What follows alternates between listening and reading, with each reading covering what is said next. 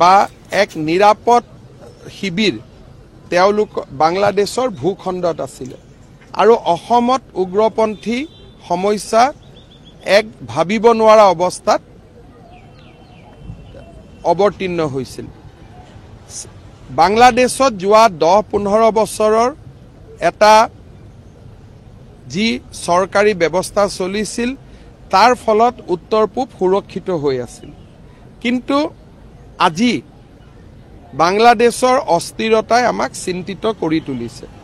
মই ভাবোঁ প্ৰধানমন্ত্ৰী নৰেন্দ্ৰ মোদী ডাঙৰীয়াৰ কুশল নেতৃত্বত ভাৰতে বাংলাদেশৰ নৱনিৰ্মিত চৰকাৰৰ লগত কথা বতৰা পাতি উত্তৰ পূৰ্বৰ উগ্ৰবাদীসকলে কোনো কাৰণতে যাতে বাংলাদেশত নতুনকৈ আকৌ শিবিৰ পাতিব নোৱাৰে তাৰ বাবে প্ৰচেষ্টা চলাব।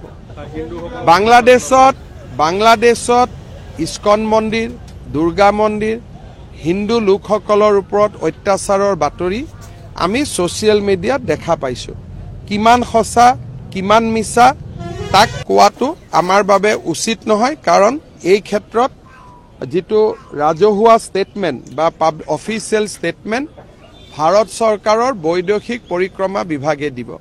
बांग्लादेश में जो भी घटना हो रहा है, हुआ है, नहीं हुआ है, उनका आधिकारिक स्टेटमेंट भारत सरकार ही दे सकता है। किंतु मैं एटाई अनुभव करिछु जे এই ধৰণৰ যদি অসহিষ্ণু সঁচাকৈ যদি ব্যক্তি আমাৰ অসমৰ ভূমিটো আছে 2041-45 যেতিয়া অসমত হিন্দু সমাজ সংখ্যালঘুত পৰিণত হ'ব তেতিয়া আমি কি ধৰণে পৰিবেশৰ লগত মোকাবিলা কৰিম এই চিন্তাই মোক যথেষ্ট আমনি কৰি